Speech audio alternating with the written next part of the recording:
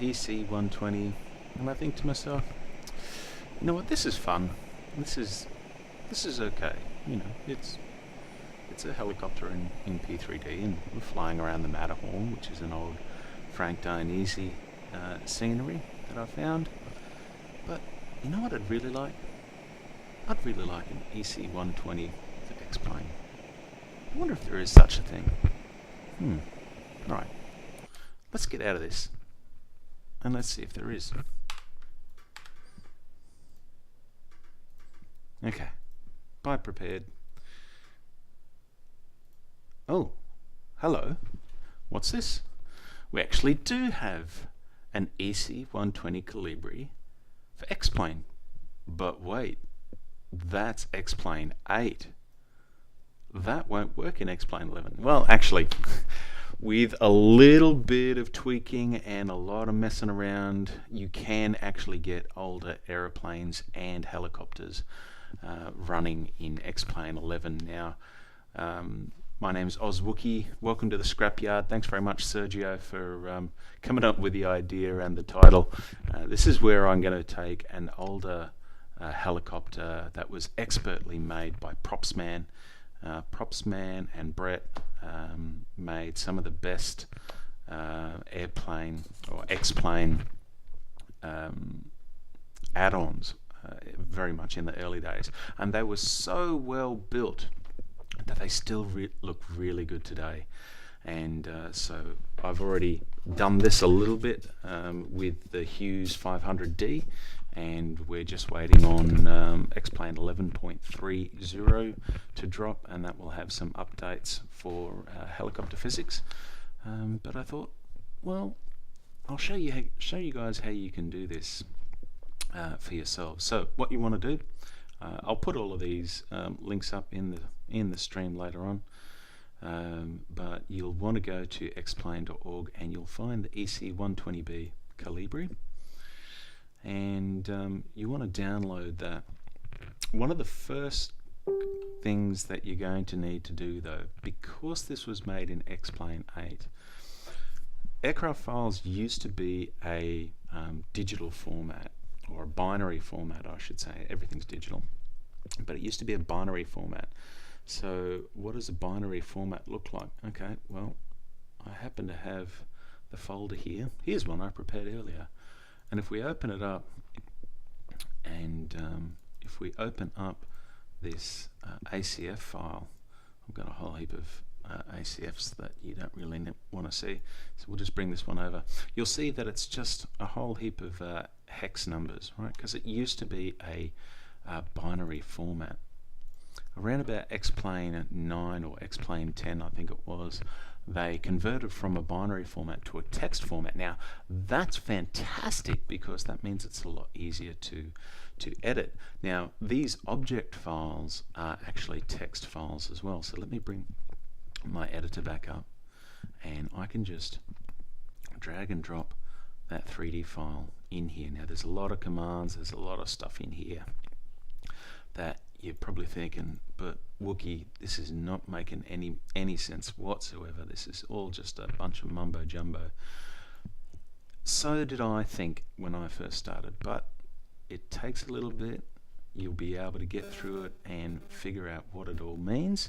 It's very well documented, and so yeah, let's get into it. Now, the first thing that we'll want to do is, if you don't have X-Plane 10, you can download X-Plane 10 without buying it and just run the demo, because what we want is we want PlaneMaker, X-Plane 10 PlaneMaker.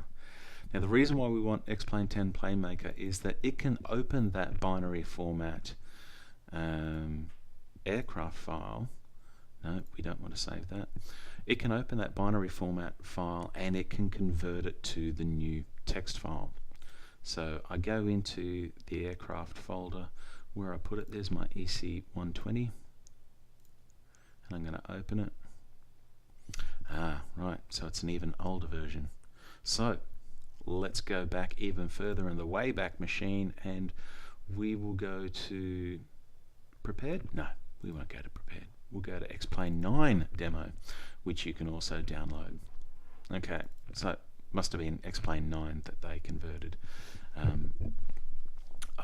before we do, we'll need to make sure that we drop that folder in there, and good thing I've got it already here in another folder. Now that I've got that dropped in there, I can open that up under aircraft as my EC, and I want to open up the aircraft, and there she is there. A beautiful black and gold basic livery that Propsman gave us,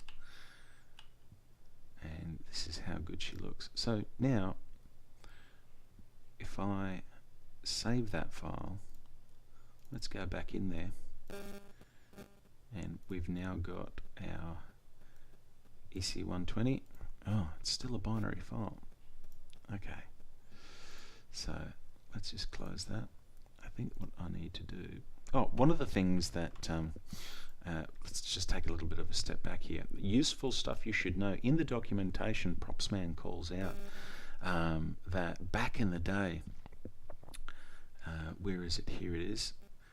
To conserve processor power, the cockpit view of the main rotor has been switched off, accounting as it does for a drop of some 10 FPS. So back in the day, you would actually turn that off to get every little ounce of power that they could. So if we have a fast setup, well, considering we're running XP11, and anything that can run XP11 is ridiculously fast for something that was built for XP8, we can go into PlaneMaker and we can go to standard viewpoint view. So we go standard viewpoint view and check show outside aircraft structure in panel views.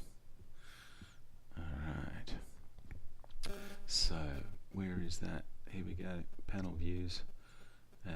We don't want 2D panels, we'll turn that off later. Show inside aircraft structure in external views, and we will show external views cockpit, external views outside ACF.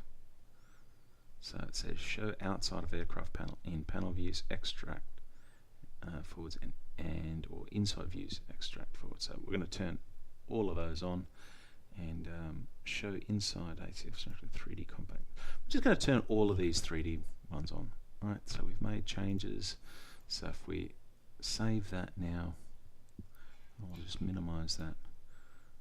We should have got an update here to that, and it's still in binary format. So it was X-Plane 10 that it converted. Okay, so now that I've saved that, actually let's just save as. Let's just be doubly sure. So we go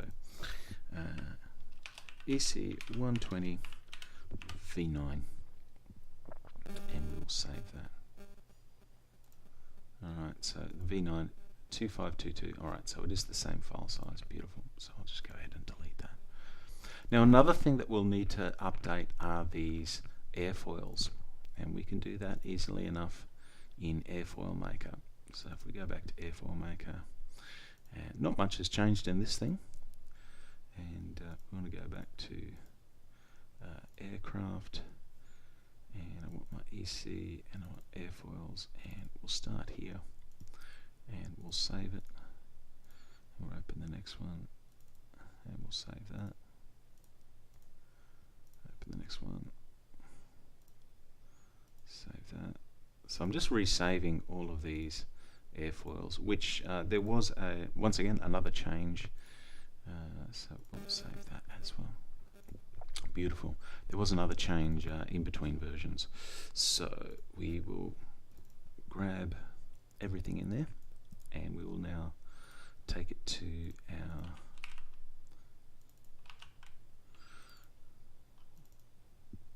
X-Plane folder, and we'll dump it in there.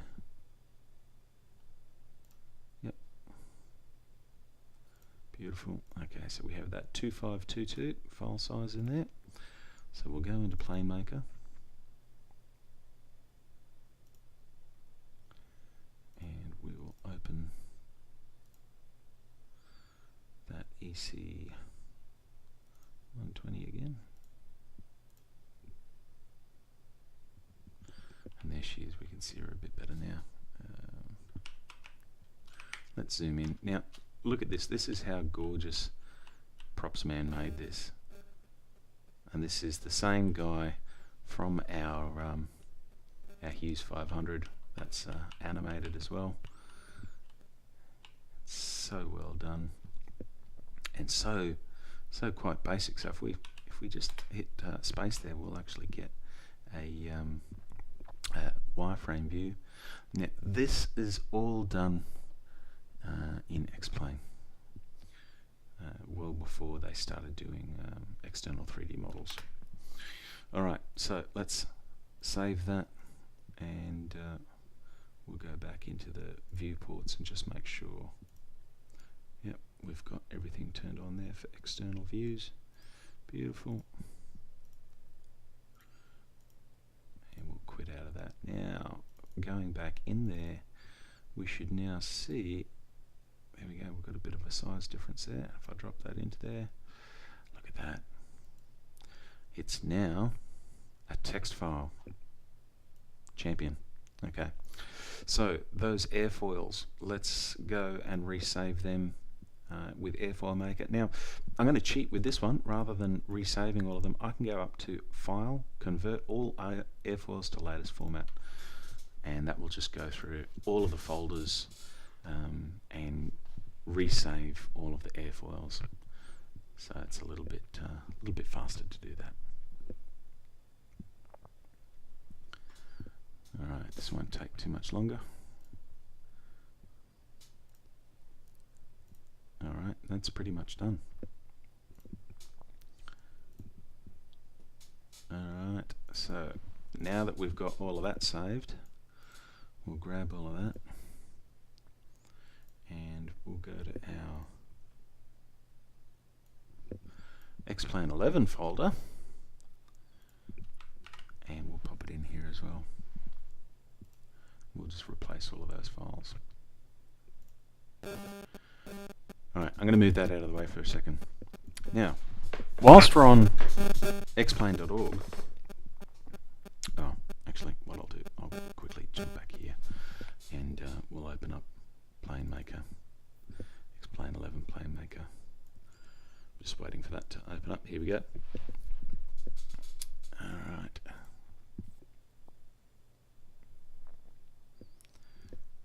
And we're going to open up that one here. And there it is. Alright, so she's not complaining anymore.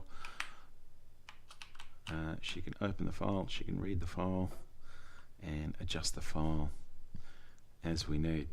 Alright, so we'll come back to Plane Maker in a bit. But going back to the org, there's also a checklist that you can get, and there are more liveries. So we have a US Coast Guard, and then this download actually had about 5 different liveries. Now, back in the day, the way that you did liveries, apparently, where's that folder? That's the X-Plane 10 folder. We don't need that anymore. Let's get rid of that. X-Plane 11. Here we go. Okay, so back in here. Back into helicopters. Back into the EC. Now, what they actually did was it didn't actually support liveries in the way that we know it now. So this is that that repaints archive. So what you actually had to do was you would take all of these files and you would overwrite your existing aircraft file. Now, thankfully, we don't have to do that anymore because they introduced the liveries folder, the ability to create your own liveries. And so we can just go in there and rather than modify the root objects, we can just drop all of these folders in there, and also got the US Coast Guard, and then just make sure that you delete that ACF folder. So the only ACF file that you should have is this main one in the root directory of your EC120. And in these liveries, you should only have these paint files. Alright, so we'll check out the liveries later. Now, can I just get into the sim and fly it now? Well, yeah, you can, but let's see what happens when we do that. So we'll minimize all of that. We'll load up the trusty X organizer. This is an absolute must have. If you're gonna get any add-on for X-Plane, then you should be getting this to organize everything. I have many terabytes of different ortho, and for ages I was just loading it all up and it would take forever to load into the sim. And then I found X Organizer and its scenery set abilities.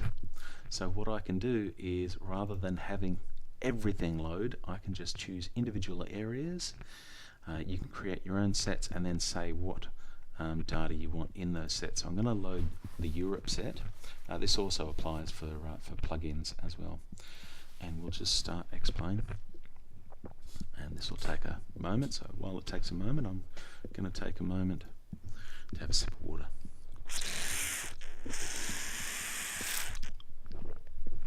Because I'm talking a lot.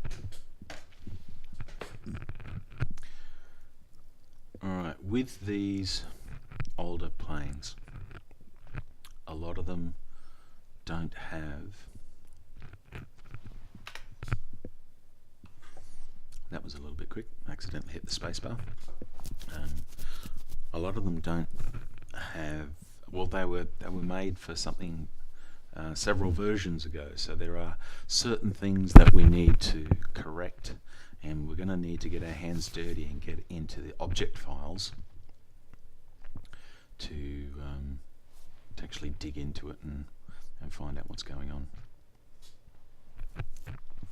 Alright, thank you to my one viewer. Hey, welcome aboard. Don't be afraid to chat.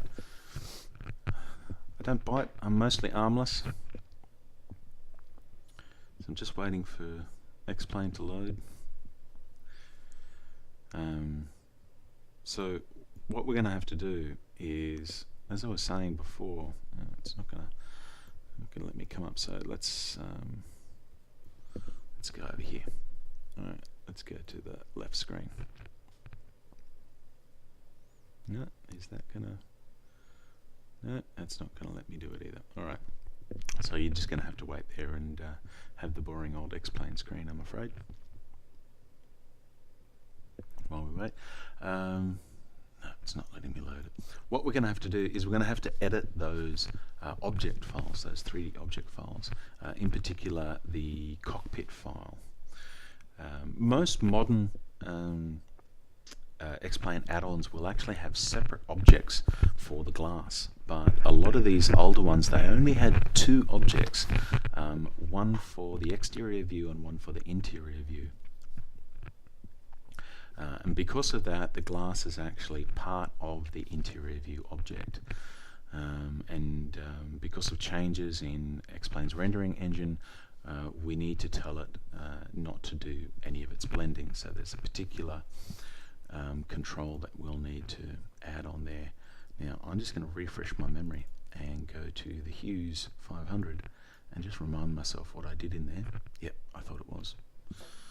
Okay, so what we need to do is we need to add a little control directive called ATTR no blend, and you'll see why we need to do that very shortly. I'm still waiting for X-Plane to load. There's a lot of scenery it's got to load there.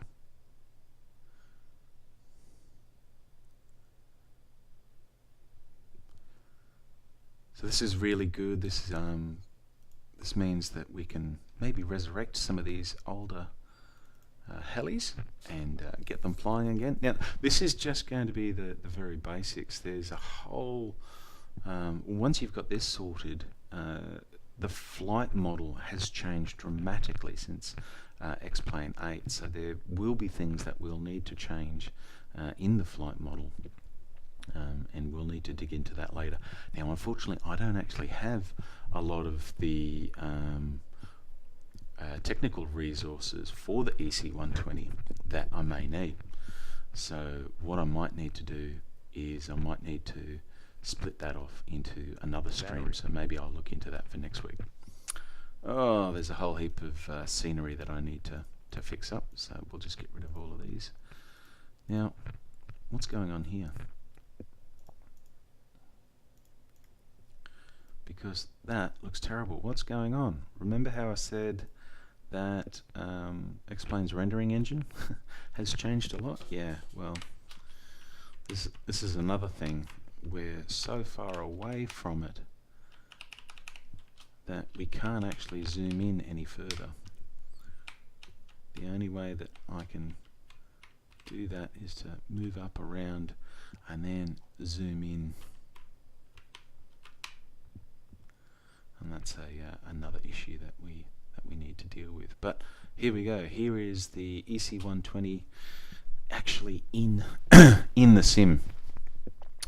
But we've got this terrible glass issue here where it's not letting things put through properly.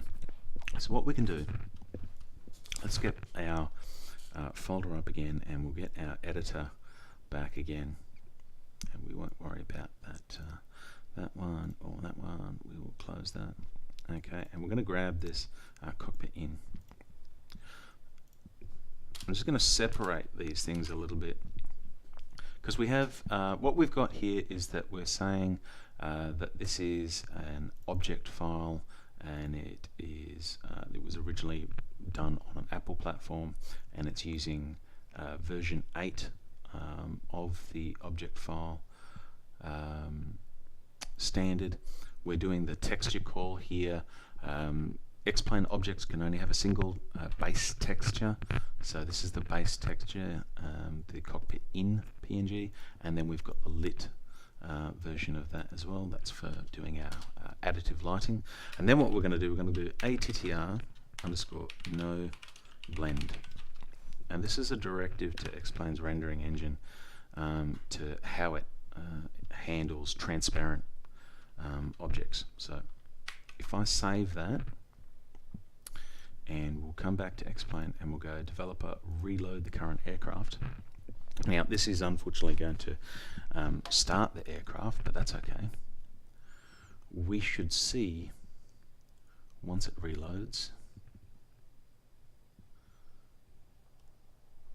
my system's not normally this slow, but I must be asking a lot of it at the moment. So let's just have a look at Task Manager. How are we going there? And Task Manager is loaded in behind X-Plane, so I won't be able to see that. I'm just going to have to wait. I'm just going to have to be patient. That's okay. We'll just be patient as we reload this. I may even have to... we've got older versions of Plane Maker running there. We can kill that off. Save a bit more RAM. I really need to upgrade my system to 32 gig of RAM. I've only got 16 gig in here at the moment, and I think I'm really paying for that right now.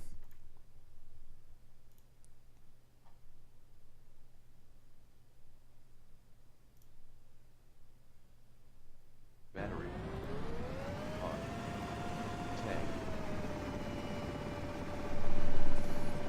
Alright. Yeah. Why hasn't that actually done what we want to? Well, I think I've actually loaded into the wrong plane. Here we go. This is the one I want. Props 5.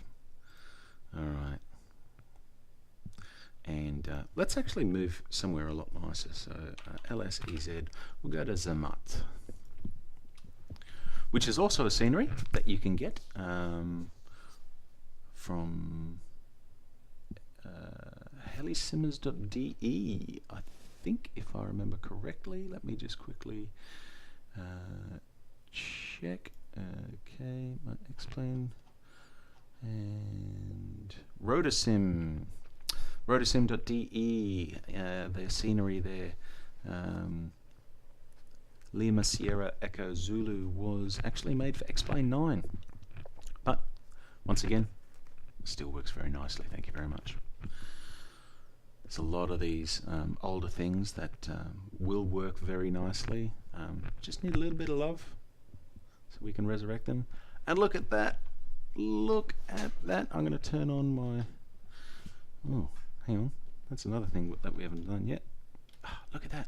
We can actually see the blue skies.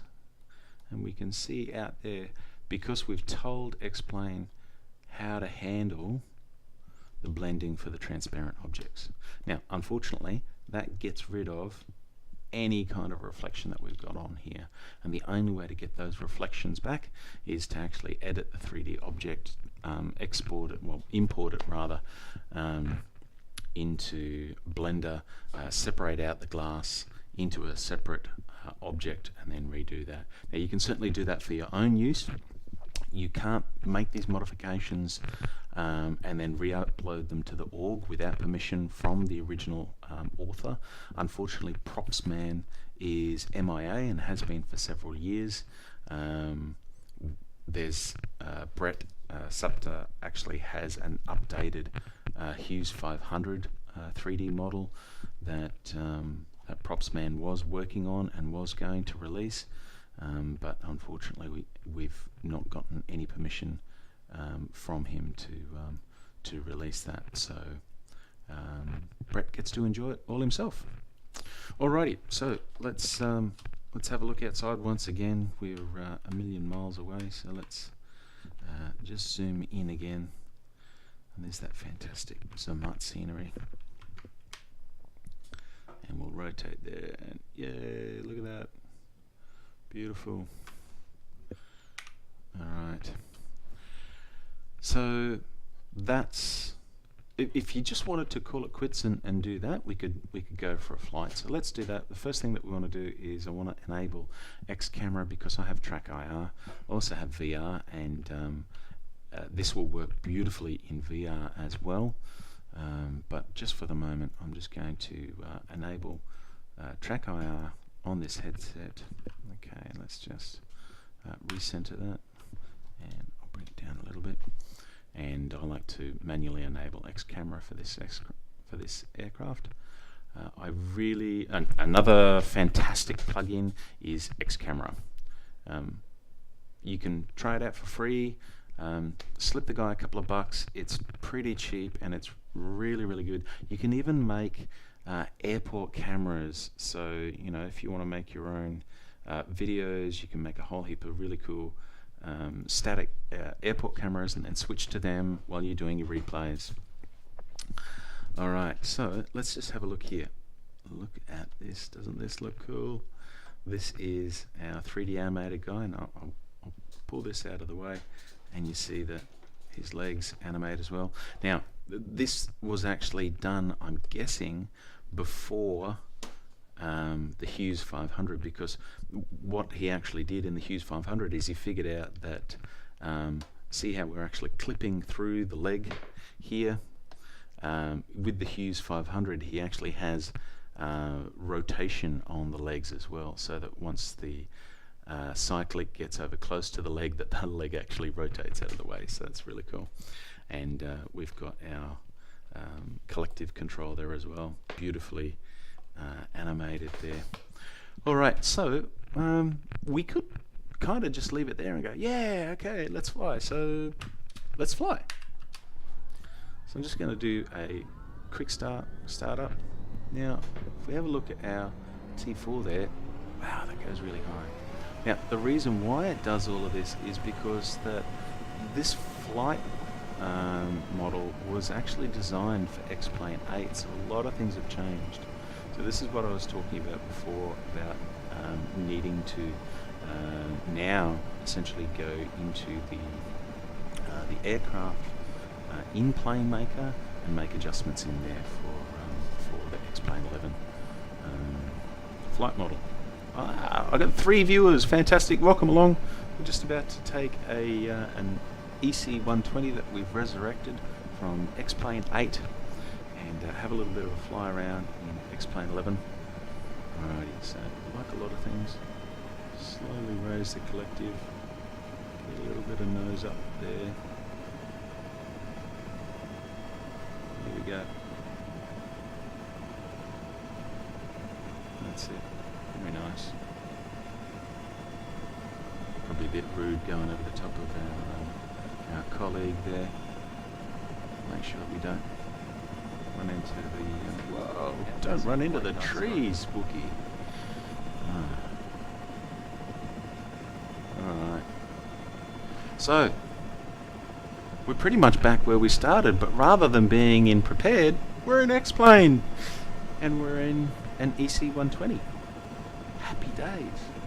And we're flying around Zermatt, the Matterhorn, with Ortho for XP, and Matterhorn. What happened? It shrunk. Yeah, unfortunately the 3D that you get from Ortho for XP, for whatever reason, compresses the Matterhorn. But I tell you what, if you want an amazing Matterhorn scenery experience, make sure go to the org and pick up Frank Dermessi's Matterhorn Park. I'm going to be picking it up this week. I've been holding off for a little while, but I'm organising a group flight for the Helisimmer crew, and we are actually going to be flying around in the Swiss Alps. I've never really flown around in here before, so that's why I haven't bothered picking it up. But yeah, I'm definitely going to pick it up. So let's head over here and see what mischief we can get up to. Now that we're flying in here, what we might pause. We might go to an external view. We'll try to get in as close as we can again. There we go.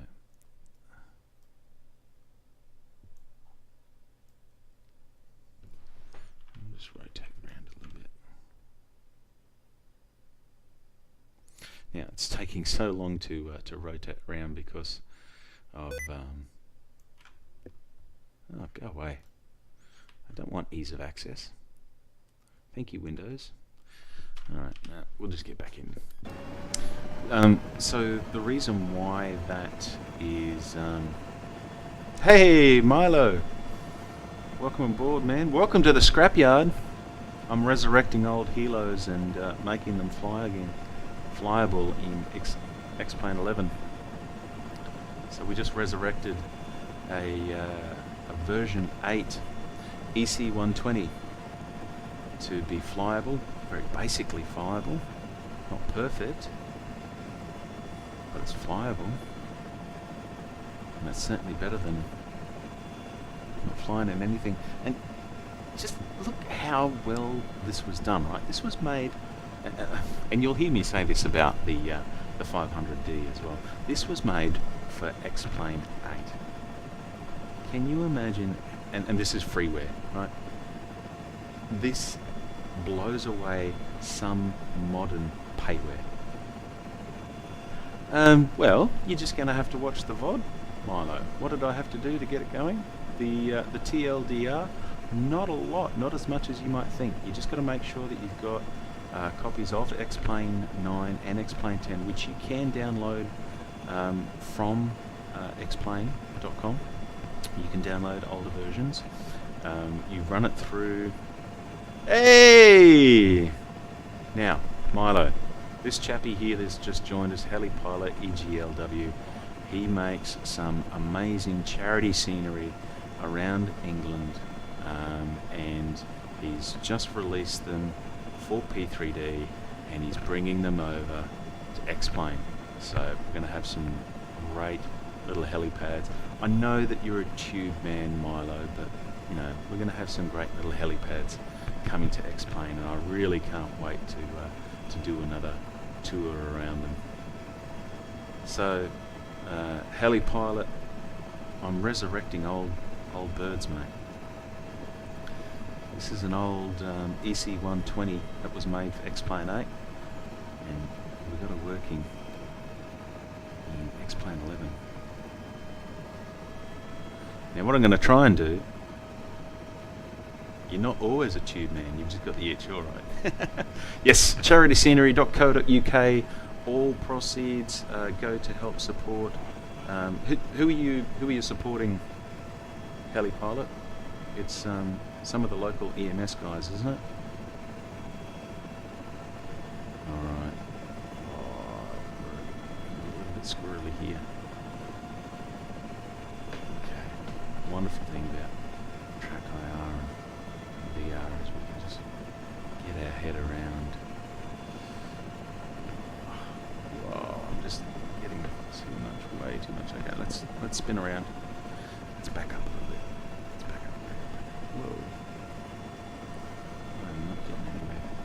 Not getting anywhere fast. Alright, let's slowly drop collective. Whoa, too fast, too fast.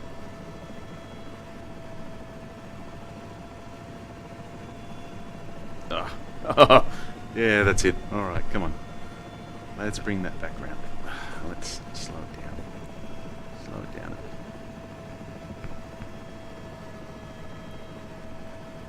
Alright. So this scenery was made for XP11, and it wasn't made for the high quality 3D meshes that we can get now with Ortho 4XP, so that's why it's a little bit off there. Sinking. Sync rate, sync rate, sync rate.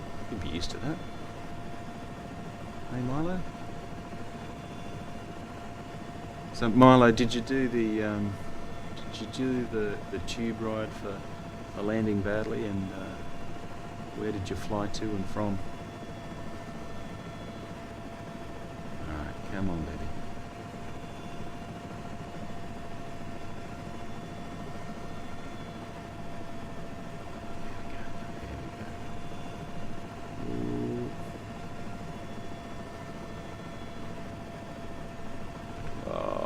No. Wave off, wave off.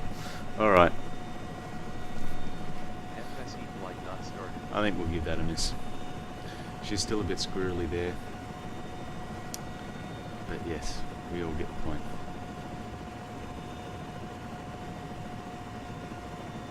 Ah, okay, so Helipilot, it depends on where the scenery is. Royal London goes to London EMS, Milton Keynes goes to Bucks EMS. Ah, fantastic. I didn't realise it was actually... no, the platform is not solid. I'm sure that that platform actually had legs.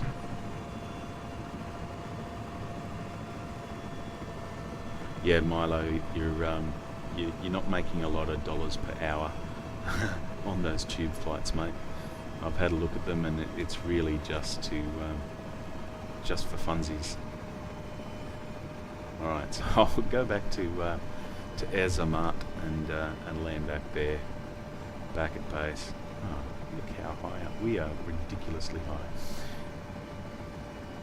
This is another reason why we need to update the flight model. So we're... what are we doing there? Oh, your X-plane just crashed. RIP. That's no good, bro. Alright, descent rate 1,000 feet per minute. Probably drop that a bit more. Let's get 1,000 feet, 1,500. There we go. Now, I think the actual correct descent rate for this is around about 1,300, but there we go, descending, descending. And that's where we want to go, down there to Zermatt. There's no way that I'm going to make it in one pass. I'm going to have to do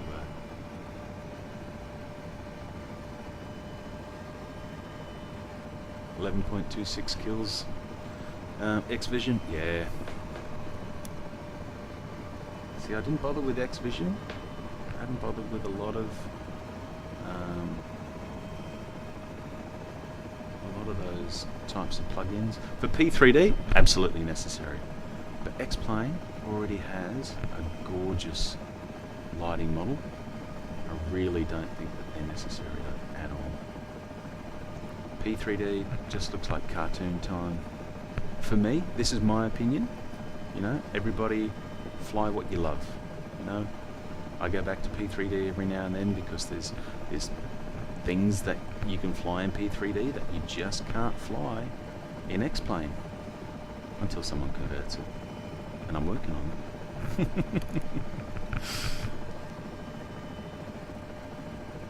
So alright, so here I was thinking that, oh, if I want to fly an EC 120, I've got to fly in P3D. No, I don't.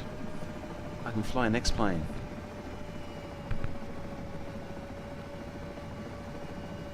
Alright, I think I might stretch out my descent there rather than try and twisty turny roundy roundy. X-Vision made VR sharper, did it? Oh well. If you're going to be messing with the shaders, and it's you know, it's definitely an area that they're going to change, then well, you can't really, you build your house on sand, it's going to fall into the sea. Here we go, spin back round. Yeah, I've really got to get that Matterhorn Park. Native VR in P3D is okay. Heli, I'd like to agree with you, but they don't support VR controllers. P3D doesn't support VR controllers. You've got to use your mouse. Some people I know really like that and prefer that, and that's great. But X-Plane supports the VR controllers out of the box, and you can, you know, physically touch the switches. You know, you can have that physical action of reaching out and touching those switches that you can't do in P3D, unfortunately. All right, now one of the big things here is how do we turn around? Yeah, that's how we turn around. So once again, we need to. Whoa.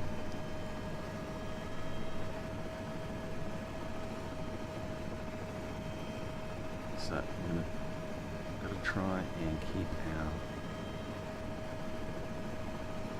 our lateral speed down. Oh, you've got a leap motion. Oh, how do you find it? How do you find the leap? So if you're using a leap, I'm assuming that you've got an Oculus Rift. Is that right?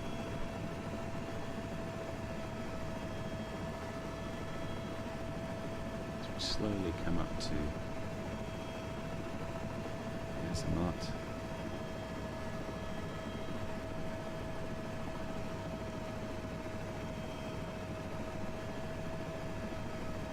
I really do like the layout of this heli terminal. For those of you who haven't watched it yet, get on Netflix and watch The Horn. The Horn is a docu-series around these gents, or the ladies and gentlemen who fly for Air Zermatt. They are a heli emergency service in Zermatt, and they help the climbers on the Matterhorn, and you know, some of them are mountain men themselves. Whoa! Oh, it's going to be rough. Whoa! 233. 233 feet per minute. That was not tidy. That was very, very messy. Alright, but that was fun. Okay. Is Leap VR gloves? Yeah. Well, let's actually have a look. Was it the leap motion? So leap motion. Yeah. This is leap motion. So it picks up your hands and gives you 3 hands. So it'd be kind of cool. You might be able to use it, Milo, with your headset.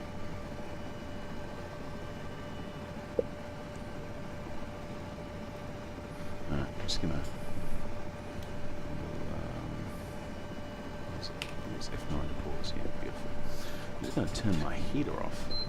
It's actually quite warm in my my sim pit now. All right, so that was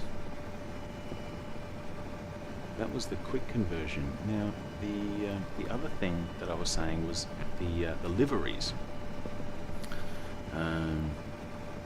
Now, unfortunately, because of the way that it's set up at the moment, when we go to regenerate our icons, it's going to put us so far away from the aircraft that we're not actually going to see anything.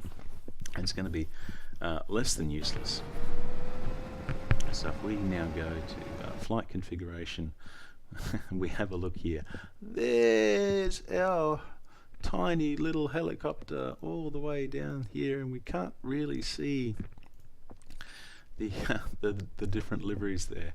So why is it that way? Well, because there's an object, and it's what X-Plane is trying to do is it's trying to get all of the objects for the aircraft into the camera space so that it can render a thumbnail. So let's go in into that and dive in and see if we can't fix that. Alrighty. I've had limited success with this before, but let's dive in.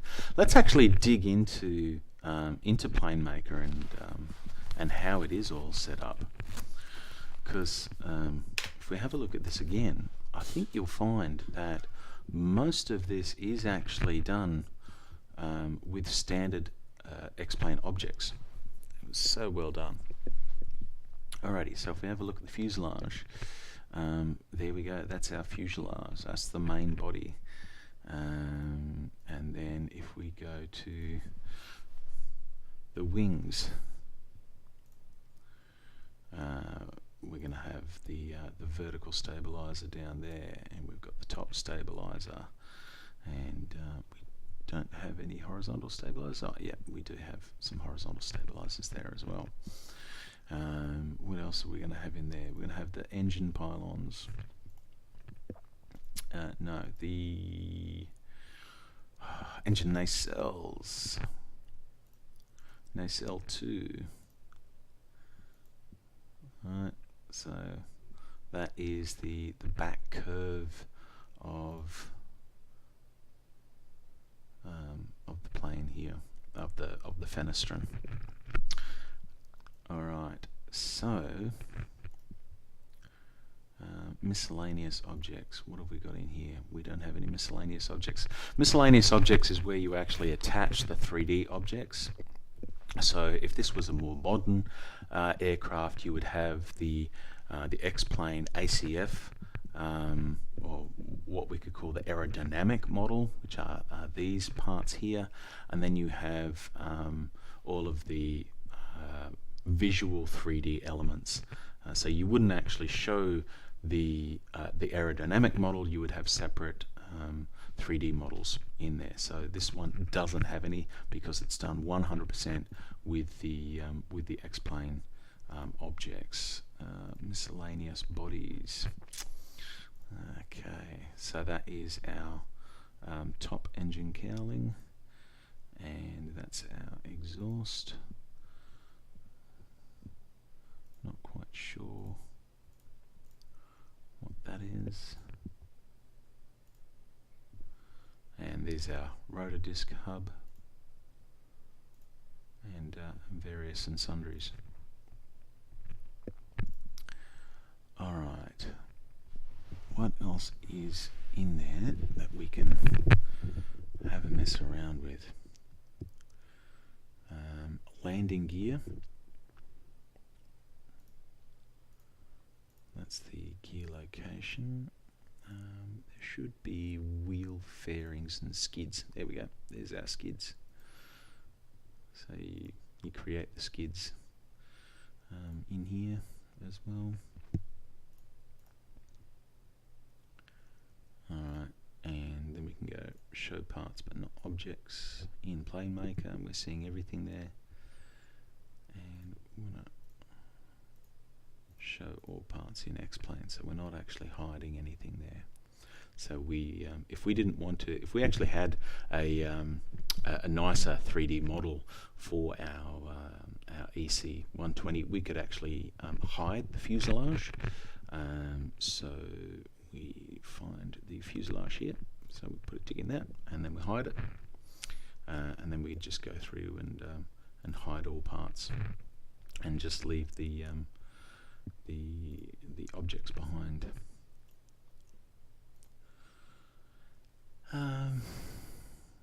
Alright, let's have a look at the panels, the way that he's got it set up. So he does actually have a 2D panel set up,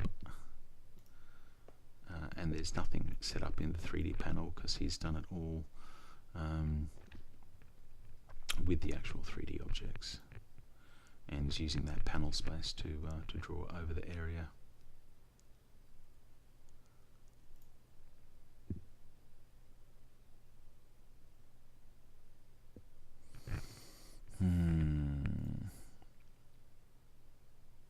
So a lot of these are highlighted in red, and it tells you why. So the instrument has a lit background, but it will not be used in this panel.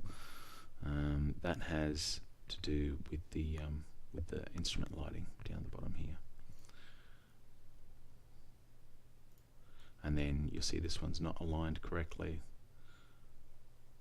Haven't quite worked. Normally when it says it's not aligned correctly, it's because it's got like a value here of 0.3 or 0.4 or something like that.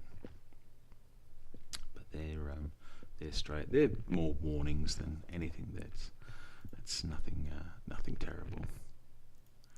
So we've got our OBS there, and all of our illuminators, buttons. Okay. Okay, VTOL halo controls. So what we're looking at here, so pitch then roll cyclic change in blade pitch. Okay, so this is controlling the main rotor here. So as I move my cyclic, how much does it move the swash plate so that the rotor is tilting to direct that thrust either straight down or behind us or to the front of us. Typically your mast bumping is double what your set pitch rates are, I've noticed. So a lot of this is for putting in a little bit more stability control there, and that can also be in artificial stability. Autopilot and the governor. There we go. So use custom throttle governor, displacement, throttle increment per RPM difference from the red line.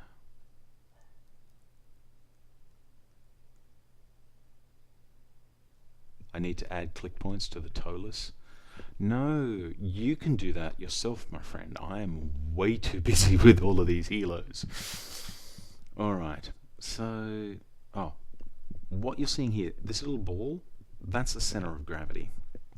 So if we go to our weight and balance,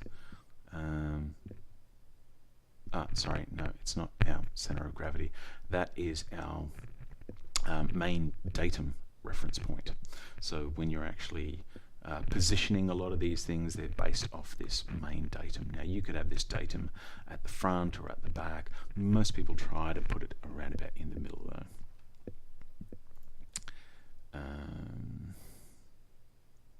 What else can I have a look at in here? There's not a lot more that I can look at in here. Okay, so where would we go to start adjusting things to make sure that the flight dynamics are what they should be? The first thing that we would do is we would come into the engines and we have a look at what the available throttle is, what the maximum horsepower that is available from the engine. These values are actually coming from our main rotor here, excuse me, and we have the fine and coarse pitch values there for the rotor, and our rear fenestron in there as well.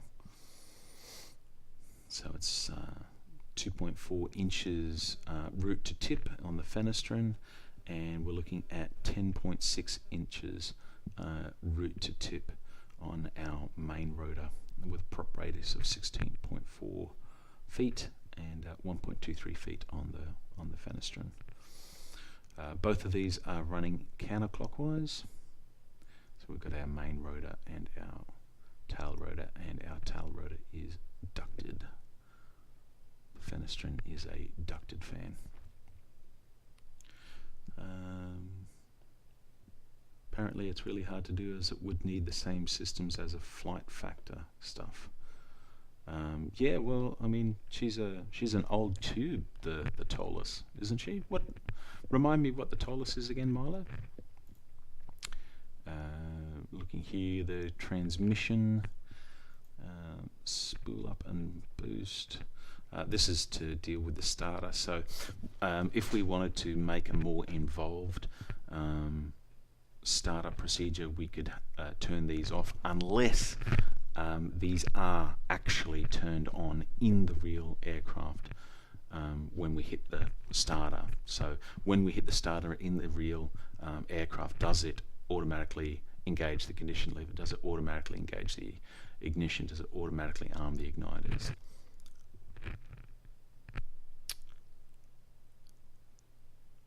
A319. Is Tolus an A319? It's a tube. I don't care. Sorry, mate. I know you like the tubes. The only tube that you might get me in would be an older tube. I reckon that'd be a bit of fun. But once again, only if we could do multi-crew. That would be the most fun, I think. SFC sound is, yeah, fly-by-wire. Give me a Boeing. To each their own. If you like Airbus, that's great. I'm not a huge fan of Airbus. SFC sound, this is where you can make adjustments to the pitch and speed of sounds based on you know, the wind speed that it was recorded at, etc., etc., etc. Prop Geo 727 or an MD80. Yeah, you might get me in a 727.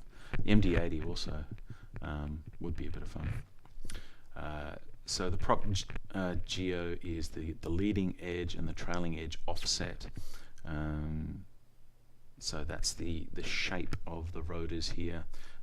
The incident angle, so we can see this side here is the far end or the tip of the rotor, and up the end here is the root.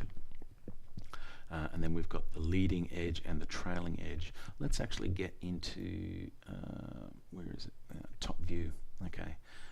So if this turns counterclockwise, it goes around this way. So this is the leading edge. This is the trailing edge.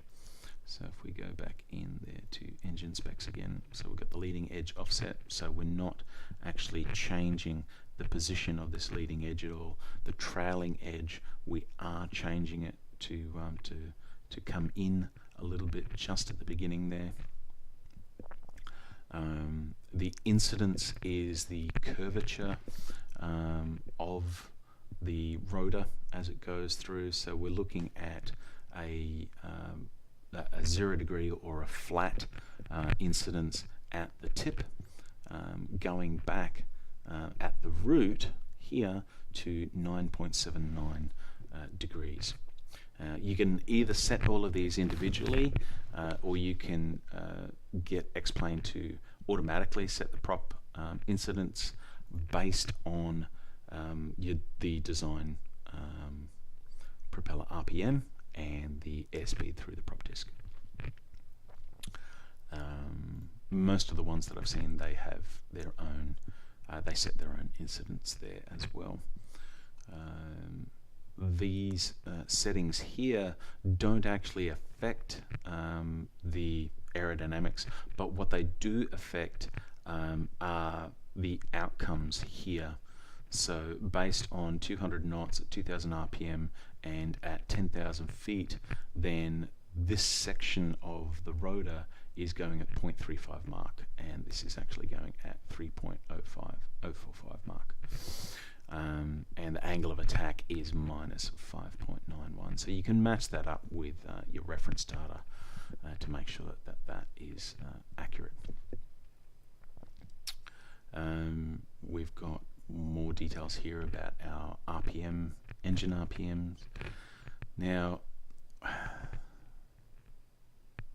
a lot of these are actually based on not the true engine RPM, but the rotor RPM.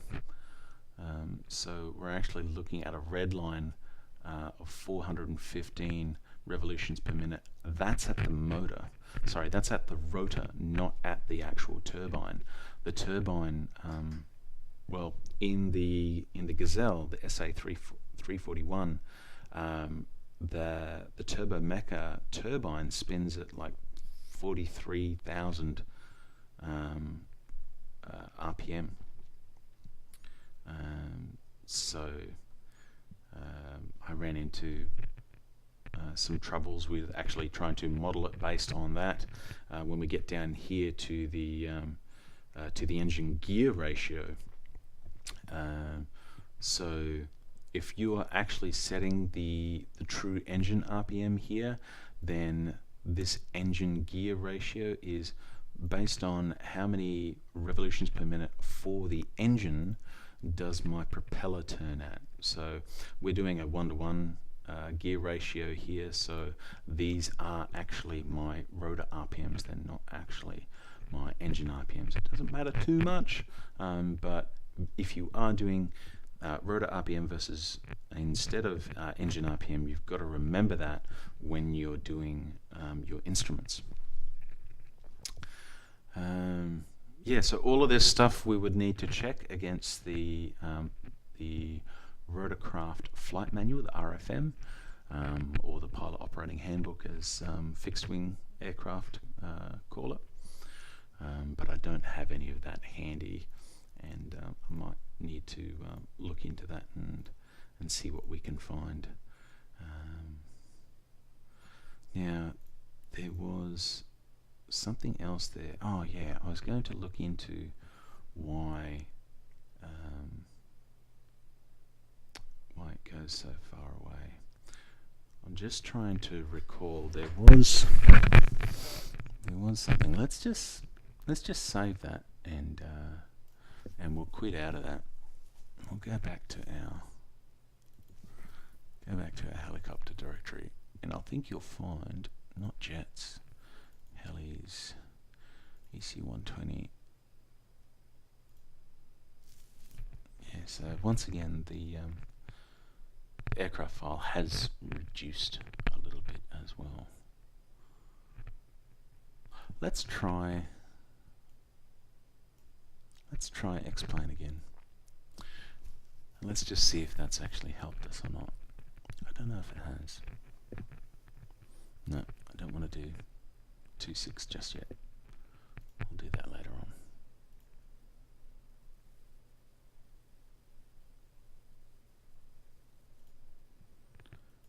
Alright, so we're just waiting for X-Plane to start again.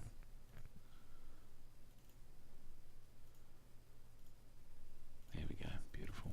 Okay, so new flight, so this is the one that we want. We want to go back to LSCZ, Zermatt, and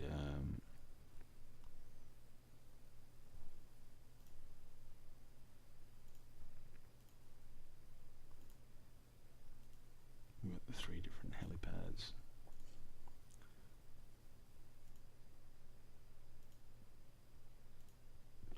Alright, let's go for that one. Now by saving that,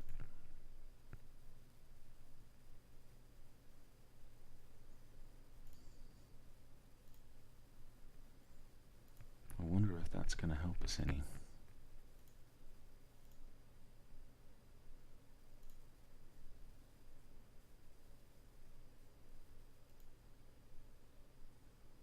Shouldn't be too much longer and that will come up.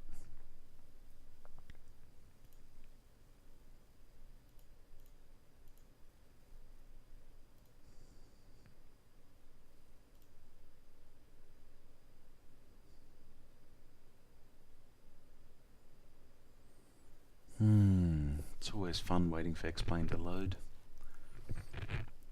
It doesn't matter how fast your drives are, so much that it's got to go through.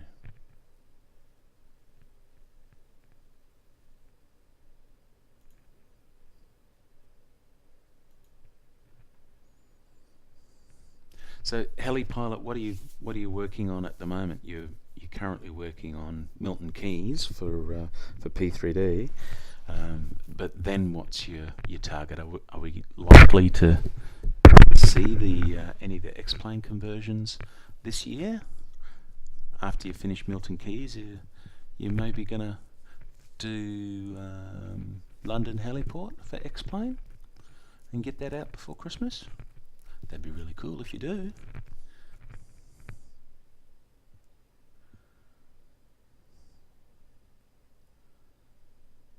Lots and lots of scenery files to load there.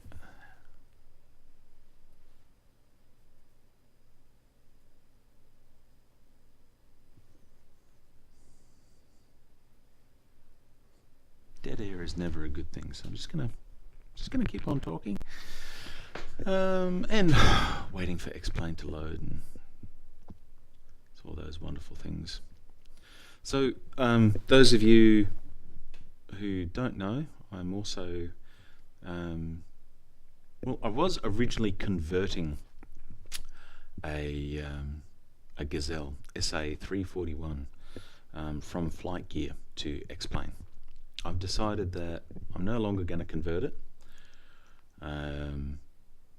When it was given to me, the conversion was half done. So the 3D models had been converted and were in sim. They'd been converted from flight gear to X-Plane, and they were in sim, but the flight model was just, they'd just taken those 3D models and they'd put them onto the EC135 flight model that's available on the org. And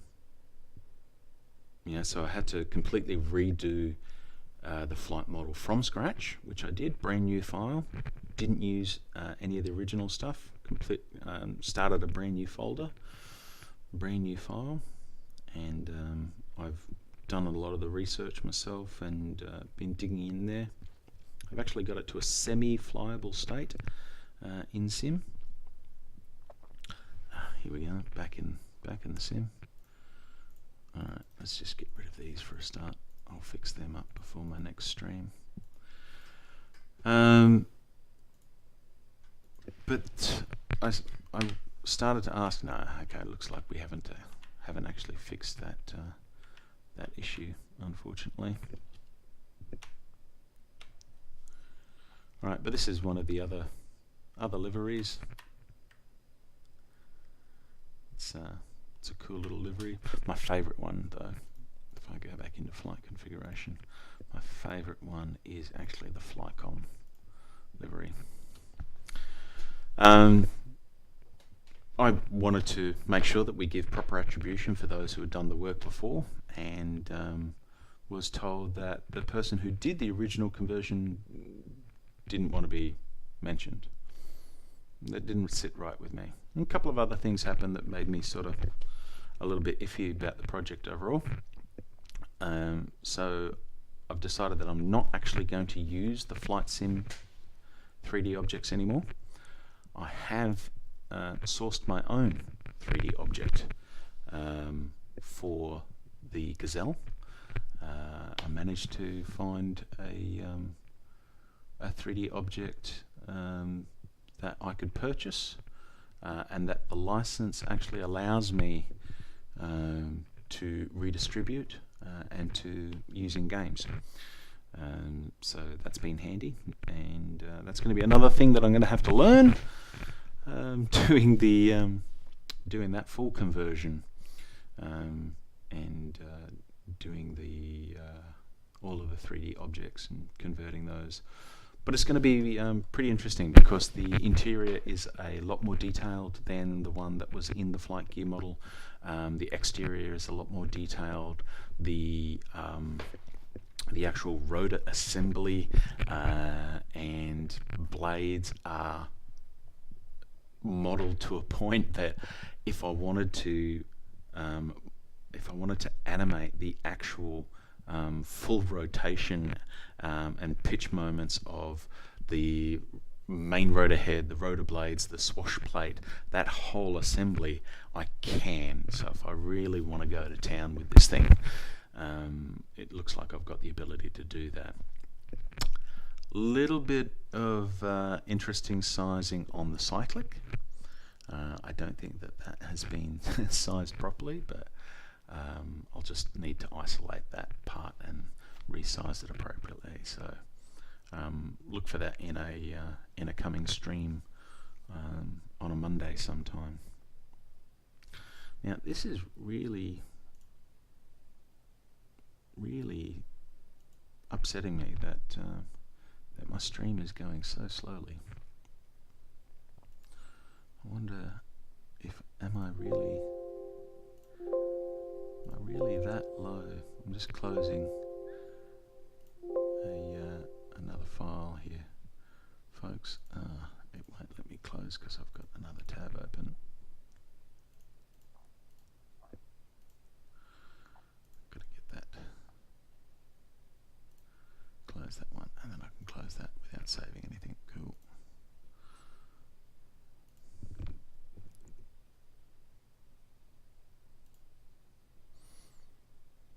It's really thrashing the hard drive. Don't know what I've done, but I'm going to have to look into that. Alright, let's see if we can get it to reload that. That's my problem. I'm out of memory. She was swapping hard. Alright, what's taking up all of my RAM? Alright, Google Chrome. Well, I need that. Should be able to get a little bit of memory back now.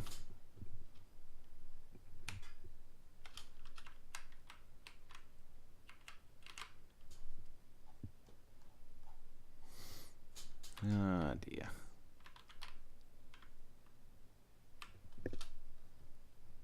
Oh, there we go. That's interesting. This section in here, he's actually made up of different wing sections. Huh. That's how he's done that. Interesting.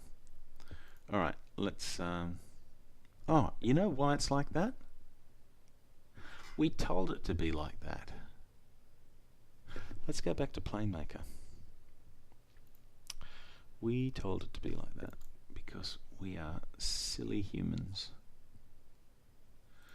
So if I go back into here and let's load up PlaneMaker. This is what I mean about the aerodynamic objects. Remember we told it to hide that object, or did we? No? Show all parts?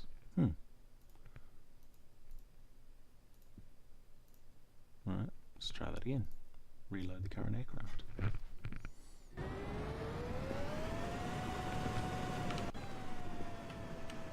There we go. No. Still going to be silly. Alright. Let's try a different one. Let's go for Malaysia.